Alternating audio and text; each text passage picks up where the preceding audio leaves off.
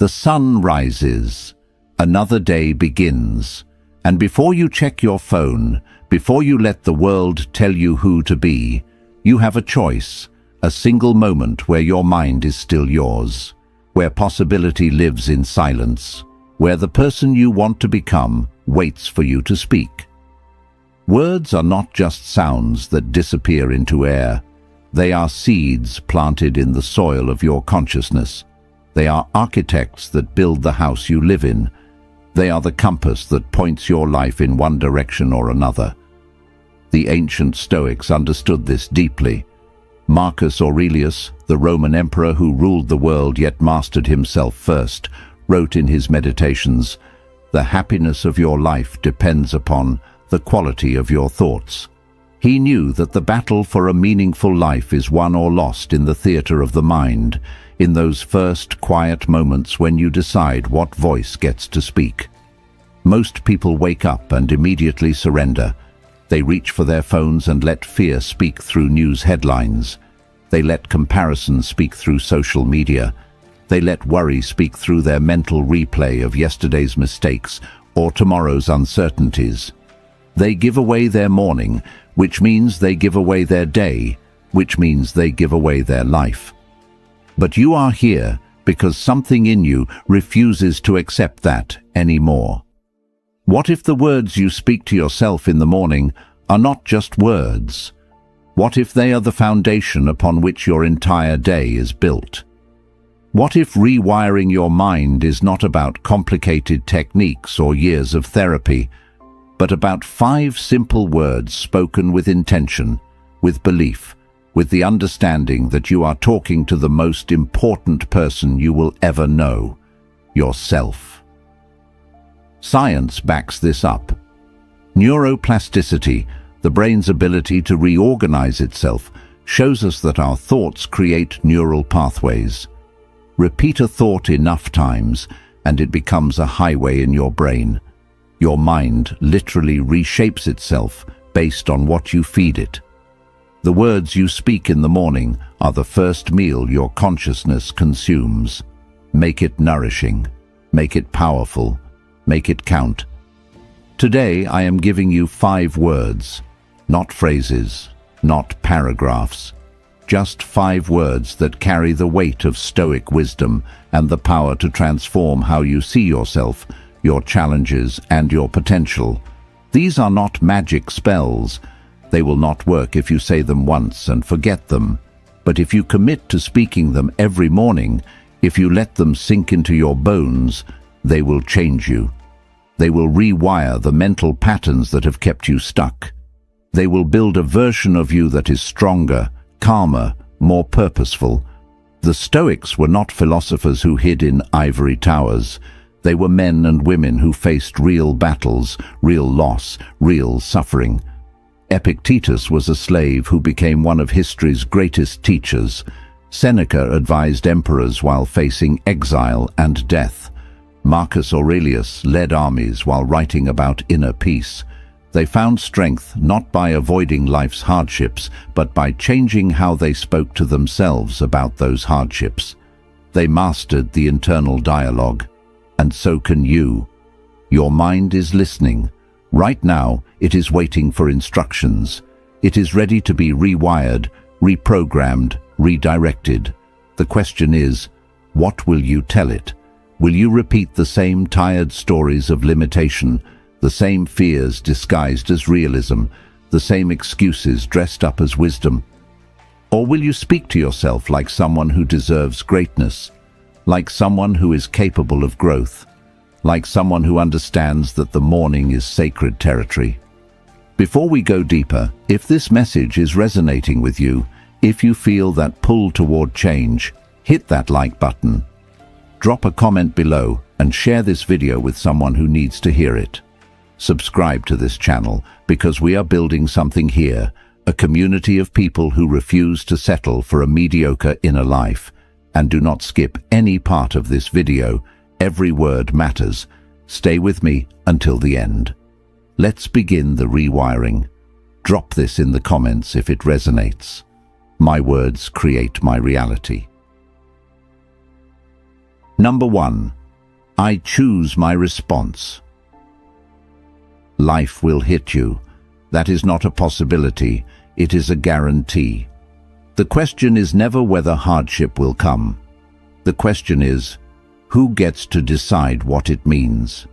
Every morning when you say, I choose my response, you are claiming sovereignty over the one thing no one can take from you.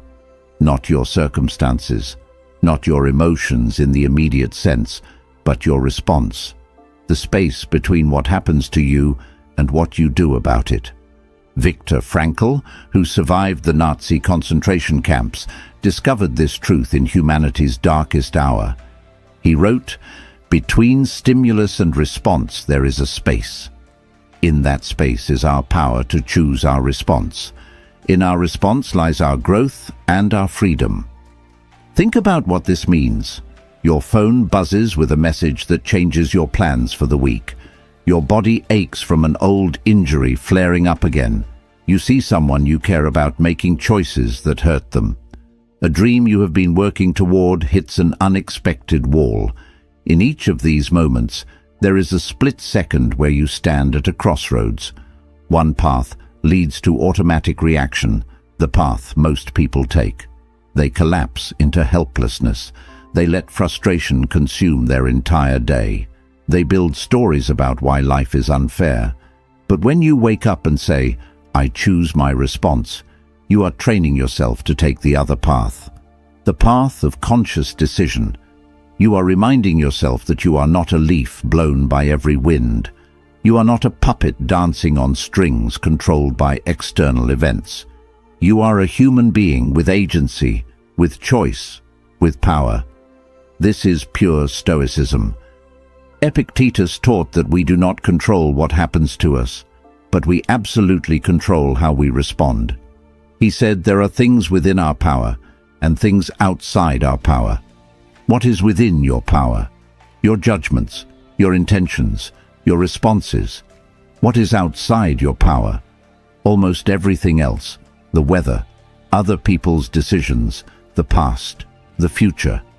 When you waste energy trying to control what you cannot control, you become weak. When you focus all your energy on what you can control, your response, you become unstoppable. Let me be practical. You wake up tomorrow morning. Before you check your phone, before you start running through your mental list of problems, you speak to yourself, I choose my response. You say it slowly. You say it with conviction. You are programming your mind for the day ahead. You are establishing your identity as someone who is not reactive but responsive. Someone who is not controlled but in control. Then life tests you. You receive news that a financial situation is more complicated than you thought. Your initial impulse is panic, maybe even despair. But because you started your day with those 4 words, there is a pause. A brief moment where you remember, I choose my response. You can still feel concerned. That is human. But you do not spiral. You do not catastrophize. You assess the situation calmly. You make a plan. You respond instead of react. Someone you trusted deeply lets you down in a way you never expected. The old you would have carried that betrayal like a stone in your chest for months. But you have rewired your mind. I choose my response. You decide to feel the hurt without letting it define your worth. You decide whether to have a conversation or to create distance.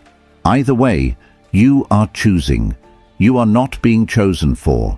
You are the author, not the character being written. This is not about suppressing emotions. This is not about pretending everything is fine when it is not. This is about recognizing that between what happens and what you do next, there is power. Your power. The power to pause, the power to breathe, the power to ask yourself, who do I want to be in this moment? What response serves my growth, my peace, my values? The rewiring happens through repetition. Your brain has spent years, maybe decades, building automatic pathways that lead straight from trigger to reaction. You cannot erase those pathways overnight. but you can build new ones, stronger ones. Every time you say, "I choose my response" in the morning, you are laying down new neural tracks. Every time you actually pause and choose during the day, you are reinforcing those tracks. Over time, choosing becomes your default. Response becomes your nature. Marcus Aurelius ruled an empire but faced conspiracies, betrayals, plagues, and wars. He could have responded with tyranny, with cruelty, with despair. Instead, he chose wisdom. He chose patience. He chose to see obstacles as opportunities to practice virtue. He wrote, "You have power over your mind, not outside events. Realize this, and you will find strength." Say it every morning, "I choose my response." Feel the weight of those words. Feel the freedom in them. You are not helpless. You are not a victim. You are someone who chooses. If this speaks to you, comment, "I am the author of my reactions." Number 2. Growth lives here. Pain is not your enemy. Discomfort is not a sign that something has gone wrong. The moment you feel stretched beyond what feels safe, beyond what feels familiar, that is not the universe punishing you. That is growth knocking on your door. When you wake up and say, "Growth lives here," you are making a declaration. You are telling your mind that this day, this moment, this challenge in front of you is not a problem to avoid. It is soil where something new can take root. The Stoics called this amor fati, the love of fate, not just accepting what happens, but embracing it as necessary for who you are becoming. Seneca wrote, "Difficulties strengthen the mind, as labor does the body." He understood that we do not grow in comfort. We grow in the friction between who we are and who we are trying to become. Most people spend their lives running from discomfort. They stay in situations that drain them because leaving feels too hard. They avoid difficult conversations because confrontation feels too scary. They keep their dreams small because reaching for something bigger means risking failure. They have convinced themselves that comfort equals happiness. But comfort is where dreams go to die. Comfort is where potential gets buried under the weight of maybe someday. When you say, "Growth lives here" every morning, you are rewiring your relationship with discomfort. You are training your brain to see challenge differently. That anxiety you feel before trying something new, that is not weakness. That is your old self making room for your new self. That frustration you feel when progress is slow, that is not failure. That is depth being added to your character. That exhaustion you feel after pushing yourself, that is not breaking down.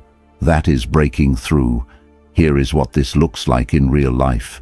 You sit down to learn a skill you have been putting off for years. Maybe it is a language. Maybe it is an instrument. Maybe it is a craft you have always admired from a distance. The first attempts are clumsy. Your fingers do not move the way you want them to. Your mind cannot hold all the information at once. Every instinct tells you to quit, to go back to things you are already good at, to protect your ego from this humbling experience. But you started your morning with growth lives here. So you pause, you breathe, you recognize this feeling. This is not failure. This is the feeling of neural pathways forming. This is your brain literally changing shape to accommodate new knowledge. You stay with it. Not because it feels good, but because you have trained yourself to see discomfort as a sign you are on the right path. Or maybe the discomfort is emotional. A relationship in your life needs a boundary you have never set before. Your heart races at the thought of the conversation. Your mind offers you 1,000 reasons to stay silent, to keep peace, to avoid rocking the boat. The fear feels overwhelming because you are about to do something your nervous system has been programmed to avoid. Prioritize your needs when it might disappoint someone else. Growth lives here. Right here in this fear. Right here in this moment where you are choosing yourself, even though it is terrifying. The old neural pathways are screaming at you to retreat, but you are building new ones, stronger ones, ones that understand that loving yourself sometimes means making others uncomfortable, that respecting yourself sometimes means other people will not understand, that growing sometimes means outgrowing. Epictetus was born into slavery.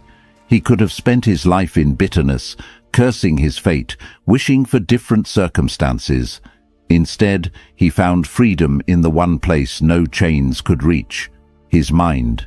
He grew in those conditions, not despite them, but through them.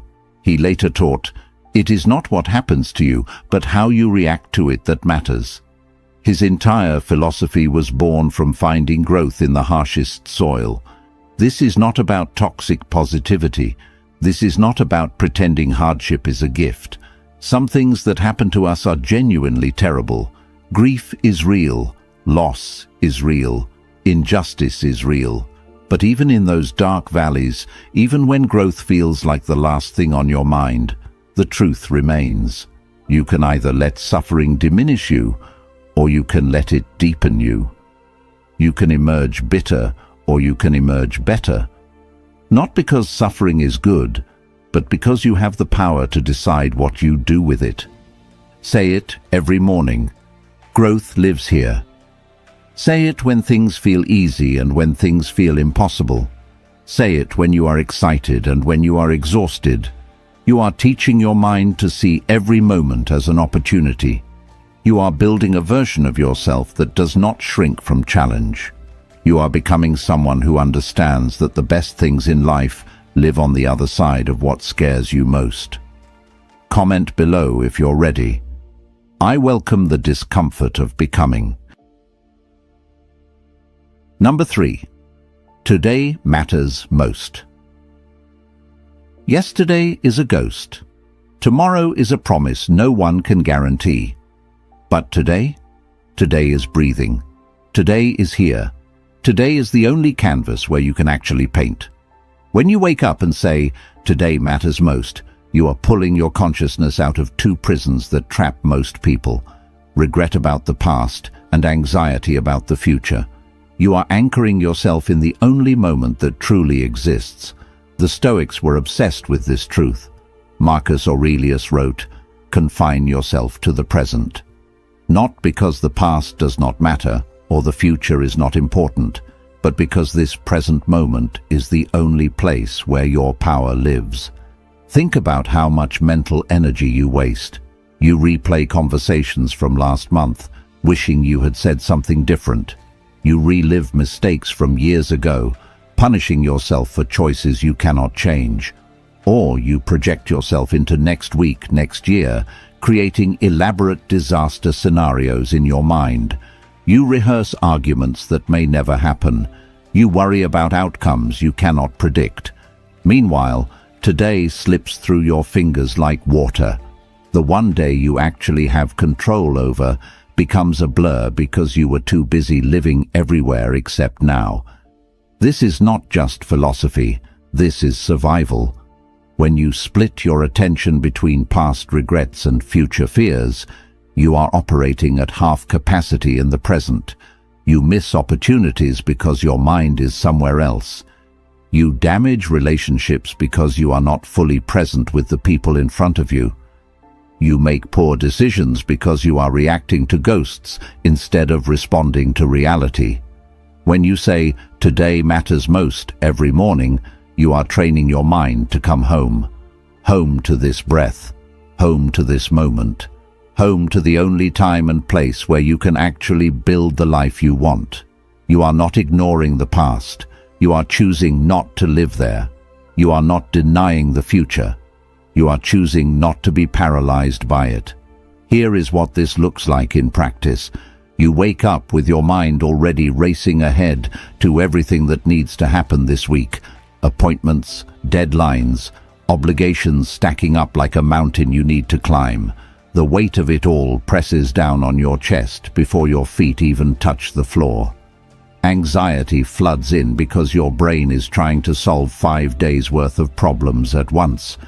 But you have trained yourself. Today matters most. You speak those words and feel your awareness shift. Yes, those things exist. But right now, in this moment, what actually needs your attention? Making your bed, drinking water, moving your body, maybe reaching out to someone you care about. The future will arrive one present moment at a time. You do not need to carry all of it right now. You only need to show up fully for today. Or maybe your prison is the past. You are haunted by a version of yourself that made different choices. You carry shame about who you used to be.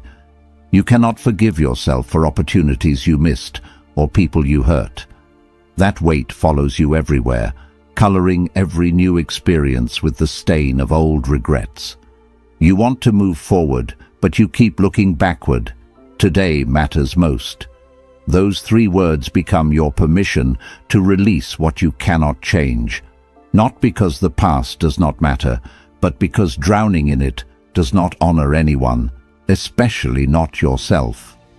The person you were did the best they could with the awareness they had. The person you are now has learned from those experiences. Today is where you get to apply those lessons. Today is where redemption lives, not in rewriting yesterday, but in writing today differently. Seneca spent years in exile, stripped of his position, separated from everything familiar. He could have spent every moment bitter about what was taken from him or terrified about what might come next. Instead, he wrote some of his most profound work during that time. He understood that each day was a complete life in miniature. He wrote, "Begin at once to live and count each separate day as a separate life." Each morning was a rebirth. Each night was a completion. He squeezed meaning from the present moment because it was all he truly had. This rewiring changes everything. When you stop mortgaging your present happiness for future achievements, you actually become more effective. When you stop bleeding energy into unchangeable past, you have more strength for today's challenges. You become someone who is here, fully here, present in conversations, alive in experiences, engaged with what is rather than haunted by what was or paralyzed by what might be. Say it every morning. Today matters most. Let those words pull you into now. Let them remind you that this day, this unrepeatable collection of hours, is your real life. Not someday, not back then. Today, right here, right now. This is where you build everything that matters. Let me see this in the comments. I am fully alive in this moment. Number 4. I am enough. You have been carrying a lie for so long that it feels like truth. The lie that says you need to be more before you deserve peace, that you need to achieve more before you can rest, that you need to fix yourself before you are worthy of love. That lie has stolen years from you. It ends now. When you wake up and say, I am enough, you are not claiming perfection. You are claiming wholeness. You are declaring that your value is not contingent on your productivity. Your worth is not measured by how many people approve of you. Your humanity is not something you need to earn. The Stoics understood this at the deepest level. Epictetus taught that our true nature, our capacity for reason and virtue, is already complete within us. He said, "He is a wise man who does not grieve for the things which he has not, but rejoices for those which he has." You already possess what matters most. You just forgot to look. The world has trained you to feel insufficient. Every advertisement whispers that you are incomplete without their product. Every social media scroll suggests that other people have figured out something you are missing. Every comparison tells you that you are falling behind. The treadmill never stops. Achieve this goal, then the next one, then the next one. Make this amount of money, then double it. Reach this level of success, then climb higher. The finish line keeps moving because the game is rigged. You were never meant to arrive. You were meant to keep chasing. But what if you stepped off the treadmill? What if you stood still for a moment and asked yourself, who decided that I was not enough? Where did this measuring stick come from? When did I agree to let external achievements determine my internal worth? The answer will probably shake you. You never consciously agreed to it. It was programmed into you so gradually, so consistently, that you accepted it as reality. When you say, I am enough every morning, you are deprogramming. You are reminding yourself of a truth that existed before the world taught you to doubt it. You came into this world enough. No baby questions their worthiness. No child thinks they need to accomplish something before they deserve to take up space. That knowing, that fundamental sense of belonging, it is still inside you. Buried under years of conditioning, but still there, still true, still waiting for you to remember. Here is what changes when you embrace this. You stop performing for approval. You stop twisting yourself into shapes that please others while betraying yourself. You make decisions based on what aligns with your values, instead of what will impress people who do not really know you. You say no without guilt. You say yes without needing permission. You exist without apology. Someone questions your choices. In the past, their doubt would have sent you into a spiral of self-questioning. You would have spent hours, maybe days, defending yourself internally, trying to prove to a phantom jury that you made the right call, seeking validation from people who are fighting their own battles with enoughness. But you have rewired your mind. I am enough. Their opinion is just that, an opinion. It does not define your reality. It does not determine your worth. You can consider their perspective without being destroyed by their disagreement. Or maybe the voice of not enough comes from inside. You look in the mirror and see every flaw magnified. You review your life and see only what is missing, never what is present. You compare your chapter 3 to someone else's chapter 20 and feel like a failure. The inner critic is relentless, picking apart everything you do, everything you are. It sounds like protection, but it is actually poison. I am enough. When you say those words, you are not silencing the inner critic permanently. You are choosing not to let it have the final word. You are acknowledging the voice without obeying it. You are saying, I hear you, but I do not serve you anymore. Your worthiness is not up for debate. Your enoughness is not determined by your thoughts about yourself on your worst days. Marcus Aurelius, the most powerful man in the known world, still struggled with this.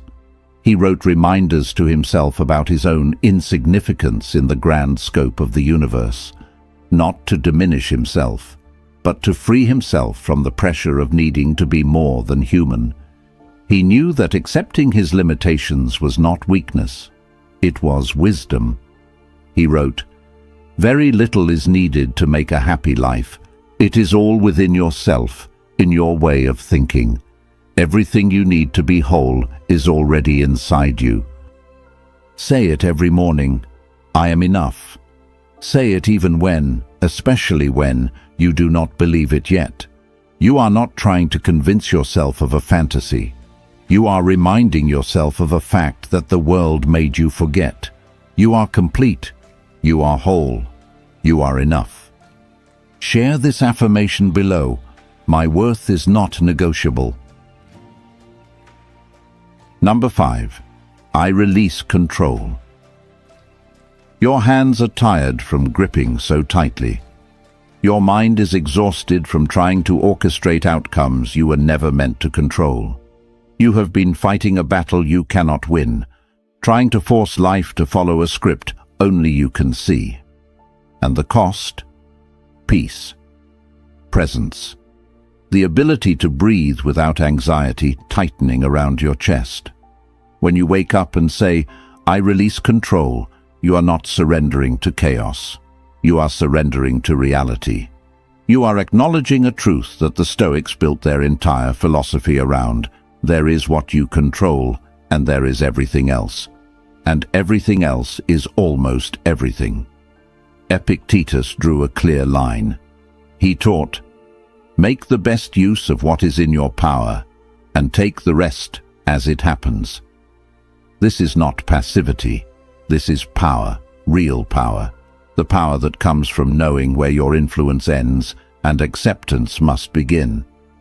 Think about what you have been trying to control, other people's opinions of you, how quickly your dreams manifest, whether people you love make the choices you think they should make, the timeline of your healing, the behavior of strangers, the outcome of situations where you have done everything you can. You cannot control any of it, but you have spent so much energy trying, energy that could have gone toward what you actually can influence, your effort, your attitude, your growth, your responses. The illusion of control is seductive. It makes you feel safe.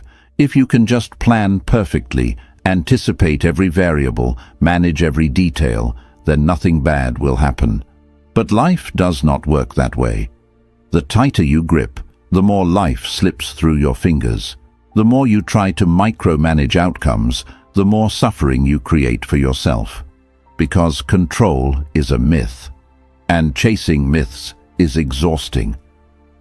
When you say, "I release control" every morning, you are practicing one of the most difficult and most liberating skills a human can learn. You are training yourself to distinguish between influence and control. You can influence many things. You can show up with intention. You can do your best. You can communicate clearly. You can set boundaries.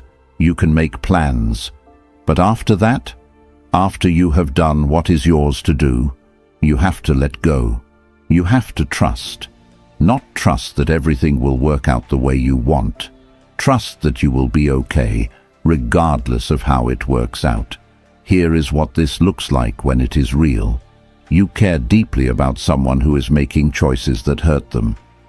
You have said what you needed to say. You have offered support. You have shown up in every way you know how. But they are still on a path you cannot walk for them. Every instinct in you wants to save them, to control their decisions, to force them into the life you can see they deserve. But you cannot. And the grief of that powerlessness sits heavy in your chest. I release control.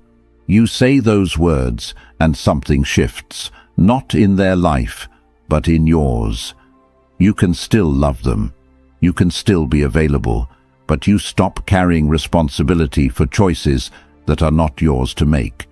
You stop letting their journey steal your peace. You recognize that everyone, including people you love, has their own path, their own lessons, their own timing. Your job is not to control their story. Your job is to live yours with integrity. Or maybe what you are trying to control is time itself. You have a vision for where you should be by now, a checklist of milestones you were supposed to have reached.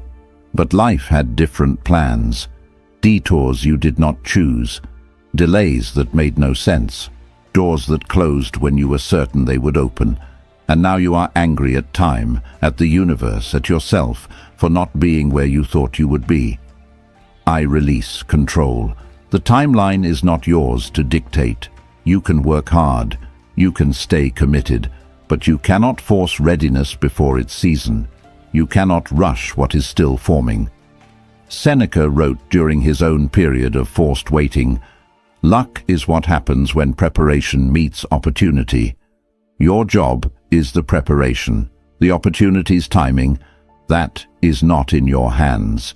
And accepting that does not mean giving up. It means showing up fully for today while releasing your grip on tomorrow. Marcus Aurelius led armies but could not control the outcome of every battle. He governed an empire but could not prevent plague, betrayal, or death. He learned to focus on what was his character, his decisions, his responses. He wrote, "You always own the option of having no opinion. There is never any need to get worked up or to trouble your soul about things you cannot control." He found freedom not by controlling everything, but by releasing what was never his to control. Say it every morning, I release control. Feel your shoulders drop.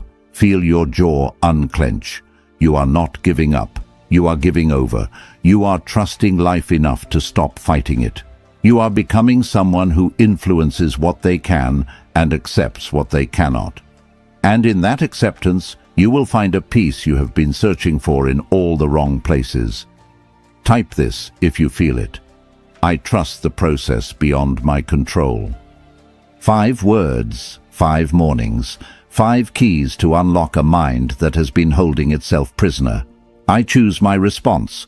Growth lives here. Today matters most. I am enough. I release control. These are not just words. They are the foundation of a new internal architecture. They are the language of someone who has decided that their inner world matters more than their outer circumstances. They are the voice of a person who understands that rewiring the mind is not a luxury. It is survival. The Stoics did not develop these principles in times of ease. They forged them in exile, in slavery, in war, in grief, in the messy reality of being human, when being human is hard. They left us a roadmap, not because they had all the answers, but because they asked the same questions you are asking now. How do I find peace in chaos? How do I grow through pain? How do I live fully in a world I cannot control? You rewire your mind one morning at a time, one word at a time, one choice at a time. There will be days when you forget, days when old patterns pull you back. That is not failure. That is being human. You do not need perfection. You need commitment. You need to wake up and speak to yourself like someone who deserves a beautiful internal life. Because you do. These 5 words are waiting for you every morning. They will not force themselves on you. They will not work unless you do.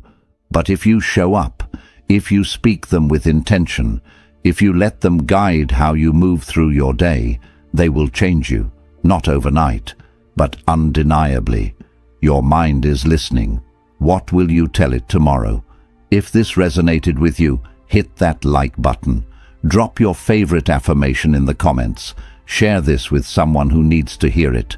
And subscribe, because we are just getting started. Your transformation matters. Your growth matters. You matter. Leave your commitment below. I am the architect of my mind.